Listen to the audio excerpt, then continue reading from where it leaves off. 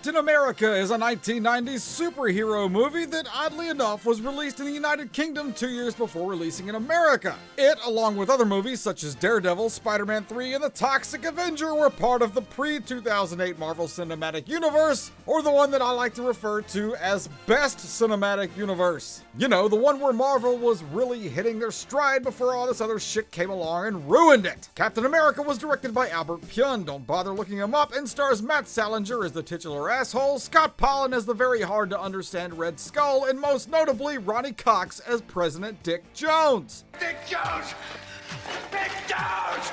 Stan Lee was actually a producer on the film, but was apparently asleep for the majority of its production. The movie was to be released to coincide with the 50th anniversary of Captain America himself. The film was given a limited release in the UK and proved to be so successful it wasn't released in the United States until 2 years later, directly to video. It had an estimated budget of $10 million, or about $20 million in today's money, but unless the one rubber Captain America suit they had and the scissors to cut out the eye holes were $9 million, I honestly can't figure out where in the hell all that money went. This film is a complete mess and there's absolutely no story or direction here. Captain America himself comes off as a brain-dead moron who only makes every situation he's in worse. Red Skull's motivations for doing things are totally mind-boggling, but even with his over-the-top accent, Scott Pollan seems to be the only person in this movie that's actually trying to put forth an effort, and just generally nothing that happens in this movie makes any fucking sense. So strap yourselves in, true believers, and get ready to have a healthy red, white, and blue dump taken directly on your hairy American chests.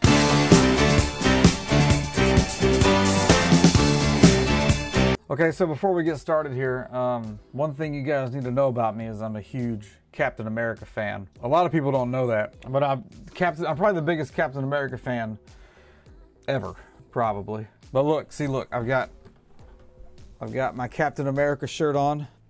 There he is. I don't know who these other dicks are. But this is a real vintage Captain America t-shirt. I got it at Target like 4 years ago, before that fucking movie came out. Oh, here's some more proof that I like Captain America a lot. I have the original Civil War. Can you see that? This is the original Civil War book, and that's him. That's Captain America. I've also got all of his movies. There he is right there, Steve Rogers. And also, there he is right, oh, there you go. Face recognition is picking up Steve Rogers. There he is right there. Got both Captain America movies. I've also got the other Captain America movies stored on Netflix somewhere. We open in a quaint little village in Italy, followed by an incredibly expensive looking Captain America title logo. We then cut to a beautiful piano recital being recorded on a device that will most certainly not be seen again in this movie, which is then interrupted by a totally badass Nazi jumping through a window a la John Matrix from Commando. This is followed by some much more well-mannered Nazis who politely use the front door. Who's coming through the window, boys? I wonder what their plan for entry was here, like, why did only one guy go through the window and everyone else use the front door? An Italian-German officer walks to the door and promptly tells the inquisitive man of the house to fuck off in Italian, and the man is immediately shot. Invade la mia casa! Fuoco! We finally get some subtitles, only so that we can know that this boy right here is wanted for his superior intelligence. How they know he's the most intelligent boy in the country? Well, fuck if I know. The boy gets a complimentary spinal realignment and everyone else in the house is shot. Back at Fortress Lorenzo, there are some more military-style officers just watching an old reel-to-reel film of a white rat. That's literally all it is. We've still got no context as to where the fuck this is or what's going on, so I can't tell if this is some meeting of different evil nations or if they just didn't have enough of the same uniforms for everyone to wear. The sharply dressed chaps move over to a cage behind them with what is presumably the same rat as in the snuff film, but is now twice as strong, twice as intelligent, and 1,000 times more terrifying. Okay, so let me get this straight. The rat is now twice as strong and twice as intelligent as it was before. So they basically turned the rat into a small dog and then turned it inside out?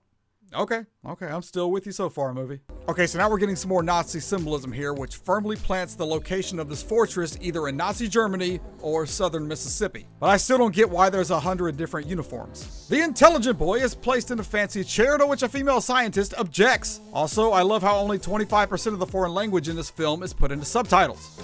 No! Non potete fargli questo! Followed by her dramatically jumping out of the castle window, which is implied that it's about 2 feet off the ground. She gives an old over the shoulder, which is accompanied by intelligent boys screaming in the distance. No! We now fast forward 7 years all the way to 1943 to discover that the lady scientist escaped Italy to the United States. Wait, that fortress was in Italy?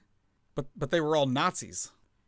Okay, alright, whatever. And learned that she was working on something called Project Rebirth. It's called Project Rebirth, Mr. President. Dr. Vaselli, a scientist who escaped from Italy, has perfected a process that can take a boy with birth defects and make him as fast and as strong as an athlete. Hitler already has a version of this super soldier, an Italian boy called the Red Skull. So wait, the super soldier is just an athlete? He's just an athlete? So like, aren't there lots of athletes in the world? Next, we find out that a man by the name of Steve Rogers has volunteered for America's super soldier experiment, a man with a bum leg. Okay, look, I know this is gonna sound crazy, but just hear me out. If they can take someone with a birth defect and turn them into someone with the equivalent strength and speed of a world-class athlete, then just imagine what would happen if instead of using someone with a birth defect, they used, I don't know, a fucking athlete. Back at Redondo Beach, we see a child actor trying her hardest not to look at the camera.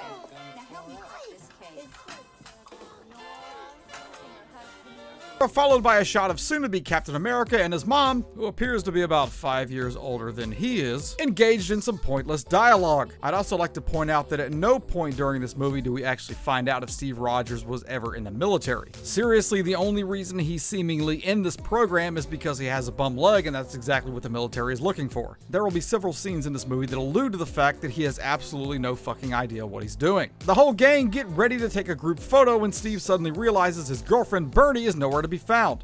Just a minute, Russ. Sorry, everybody. We can't do this without Bernie. Turns out she's not even at his party, she's just hanging out at the pier. What is it? I'm sorry. It's just... Did you hear the music just change? The music just changed completely. Look, I know there weren't many superhero movies up to this point, but goddamn, there were still movies. I mean, how the hell do you miss something like that? I'm sorry. It's just... Bernie then lies right to Steve's face. I'll wait for you. Forever and ever and ever and ever. And he is picked up personally by Frau Farbissina, where he's then waved off by all of his friends. Except for this one guy right here, who obviously plans to fuck Bernie as soon as Steve is out of sight. Back at 1 week later, here we are at Roz's Diner, which is actually a front for a secret military operation meant to turn regular men into athletes. So it's basically a gym. A man comes over an intercom, you know, which is very necessary because it's not like he could just shout what he wants to say in this tiny little room and everyone could hear him. Attention, all personnel, please move to your stations. And we're introduced to this guy who has a horrible accent and only seems to be able to speak in metaphor. Let's just make sure our boy comes out of this safe and sound before we go counting our chicken. He also informs us that Steve here was the most qualified out of 600 people. Happens to be the best damn candidate out of 600 volunteers. This guy right here, the guy who smokes and has a bum leg and has apparently no military experience whatsoever, is the best candidate for the Super Soldier program. Gotcha. We find out that his codename is Captain America, implying that he's been promoted from civilian straight to captain. You know, otherwise I could have just called him Mr. America or America Man or some shit like that. His name's a secret. Only Dr. Vaselli and myself know who he really is. We kept it that way to protect his family. For the rest of the world, he's just codenamed Captain America. He may not be Superman, but he'll be a living symbol of what this country stands for. Whoa, Marvel DC Universe crossover confirmed. Hopefully by 1992, hope they get Nick Cage to play Superman. And they begin pumping him full of America rays, all while Frau is standing right next to him. When the sparks finally stop flying, we get our big reveal of America's first super soldier, who looks exactly the same, just a little more sleepy. A man in a dark suit approaches Dr. Frau to congratulate her, screams "Heil Hitler!" and shoots her. Heil Hitler! That's right, no Hydra in this movie, just 100% pure Nazi fun. Steve, now with the equivalent speed and strength of a world-class athlete, breaks out of his metal restraints like they're nothing, takes 2 rounds right to the fucking chest, and subdues the undercover assassin with the power of punching and electricity. Okay, remember when they said that this guy will have the strength and speed of a world-class athlete? Does that include just getting fucking 2 rounds into the chest with no effect whatsoever to him? Back at the hospital, even though Steve was just shot in the chest twice and was lucky enough to survive surgery, I'm quoting his doctor verbatim here, Colonel Lewis tells the doctor that he needs to be ready in the next 48 hours because this asshole who is bedridden, has 0 training, and just got out of fucking surgery is the world's only hope. Doctor, I need that boy ready for action in the next 48 hours. Colonel, that young man is lucky to have survived the surgery. I'm on a level with you, Doctor. What's at stake here is the lives of thousands of innocent people. Hey, Colonel Shithead! Don't you have an entire fucking military at your disposal? Steve jumps out of bed and with barely enough strength to stand under his own power, demands to know where the launch site is, eager to go and get shot again. Where did you say that launch site was? Back at the airplane, Oh my God.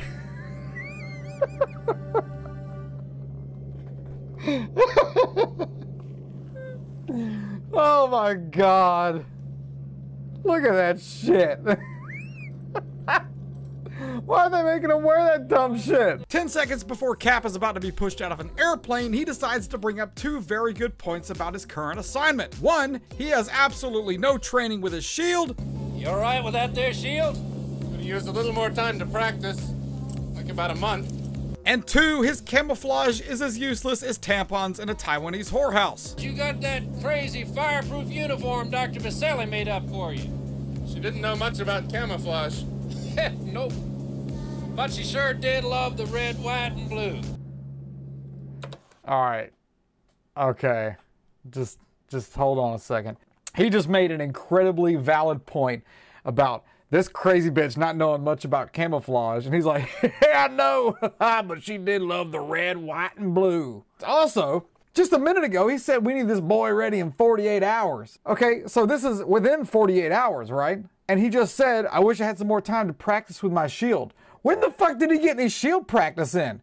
He got shot, woke up, and then they made this fucking suit for him, and now he's on an airplane. This motherfucker literally doesn't know how to do anything except get shot. While the original plan was to have an army of these super soldiers, we find out that Dr. Vaselli, who, you know, died, kept all the information containing the super soldier program and suit and shield designs nestled safely away in her brain instead of writing any of it down. When do I get some fresh troops in my battalion? Dr. Vaselli had all the details to the process in her head, not written down. Same for whatever she made the uniform and the shield out of. She thought it was safer that way. Because, you know, as a traitor to her country, it's not like she was a prime target for assassination or anything. Because of this, there will only ever be one Captain America, and that is extremely unfortunate for a lot of people because of how he tends to ruin everyone's life he comes in contact with in this fucking movie. I won't let America down, sir. Won't let America down. I don't know what the fuck I'm doing, but I won't let America down. He's gonna fucking die immediately. If this was real life, he probably wouldn't even open his goddamn parachute. God bless you, Captain America. Oh, Jesus. Back at Nazi HQ, Oh my God. Oh my God. It's so fucking bad. This is exactly the reason why they don't copy the costumes exactly like they do in the comic books, because of this dumb shit right here. Look how fucking stupid that looks. Cap's earlier concerns about how his lack of camouflage could become problematic suddenly become very problematic as he is spotted almost immediately by the Italian Nazis. He got busted immediately. Cap makes his way towards the Nazi base by pushing a truck and using it as cover and hoping that the Nazis don't think to shoot at his very exposed legs, which luckily they don't. Moments later, he confronts the Red Skull, which is surely to be a showdown for the ages, but seeing as how Cap has absolutely no combat experience whatsoever, he proceeds to get his red, white, and blue ass thoroughly kicked. So much so that Red Skull actually refers to Captain America as a child and proceeds to kick his ass even more. Pity him. He is like a child. He's not wrong. Also, as you'll come to find out, you can't understand a fucking thing Red Skull is saying for about 90% of this movie. Where is the pen of my aunt? The pen of my aunt is on the table. Am I saying right, American? I don't know what the fuck he's saying. Red Skull, clearly having no understanding of how aerodynamics work, strapped Captain America to the front of his rocket and tells him that he's headed directly towards the White House. Captain America grabs Red Skull's wrist, and even though Red Skull was beating the shit out of him a few moments ago, can't seem to wrestle his arm away from Cap's childlike grip, forcing Red Skull to cut his own hand off. Back in Washington, D.C., we cut to some kid's bedroom who feels the need to foreshadow by telling his mom he's gonna be president one day. When I grow up, I'll be president. He gets out of bed, sees something in the sky, and gets an incredibly good look at Captain America with his camera. Cap manages to break one of the rocket's fins, violently changing the direction of the rocket and barely missing the boy who apparently lives on the front lawn of the White House. We then cut to Alaska, where Captain America crash lands his rocket and... wait a second. Fucking Alaska?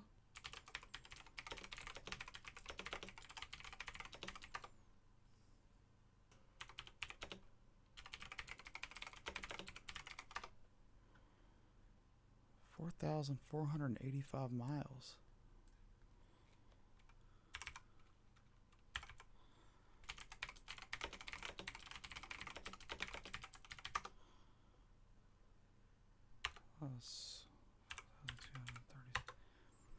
Are you trying to tell me his fucking rocket flew 8,722 miles on one tank of gas?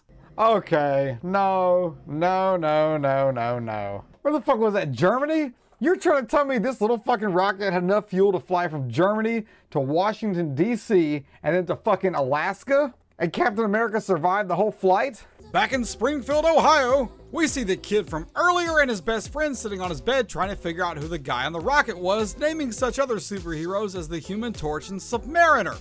Did he have a trident?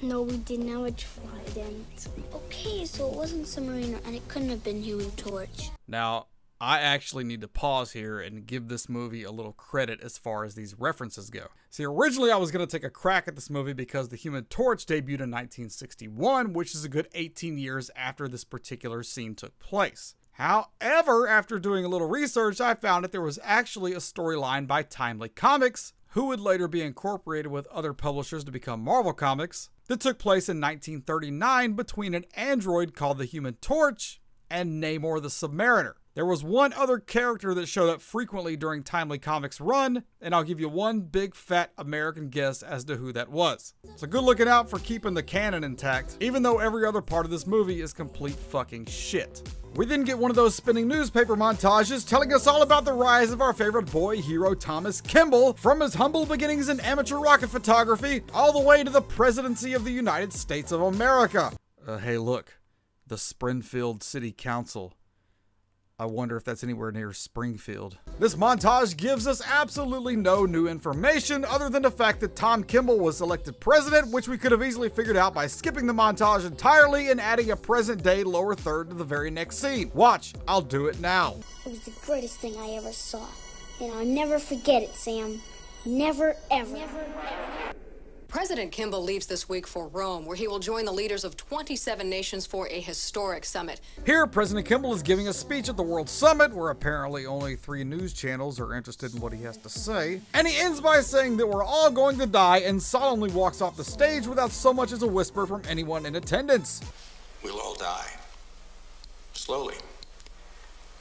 But we'll die. Thank you. Can't say that I blame them. He's kind of a total bummer. In the Oval Office, we see a man by the name of General Fleming going over the president's new environmental guidelines bill and tells the president, "It ain't gonna work, sir." What a fucking prick.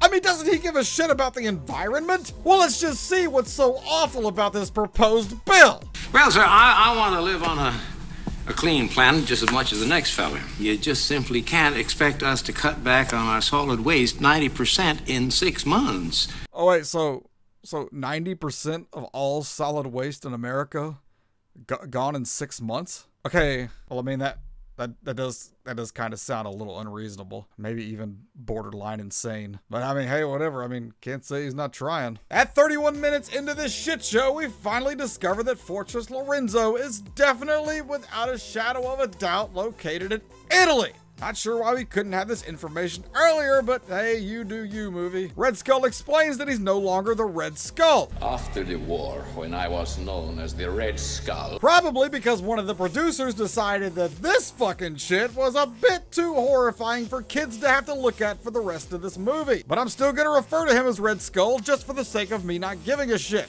Here we can see General Fleming is firmly in cahoots with Red Skull and talks about murdering the president, but why is not really clear. He only vaguely hints that he will destroy everything they've built for the last 30 years, even though all the president wants to do is cut back on pollution. Red Skull then suggests that instead of killing the president for whatever reason, they kidnap him and implant a mind control device in his brain so that he'll do whatever they want. May I suggest instead of killing Kimball, we control him using a brain implant I have invented. Okay. Back in Alaska, two guys are frolicking through some fake snow when they come across a red-gloved hand that they managed to spot in the middle of a fucking snowstorm. We cut to a West German Alaskan field station. Don't worry, this is incredibly important to the story, being manned by scientists who speak completely fluent English without the slightest hint of a German accent. Okay, guys. The company helicopter can't be here for another 8 hours because of bad weather. The scientists managed to cut a giant, perfectly square block of ice out of the ground while miraculously detaching the rocket that Cap was strapped to and somehow got the half-ton block of ice up onto a table. Cap breaks out of the ice and one of the scientists say Mein Gott, and he assumes that they're Nazis even though there's not one fucking clue as to why he would think they're Nazis other than the fact that this one guy spoke 2 words of German. Nazis.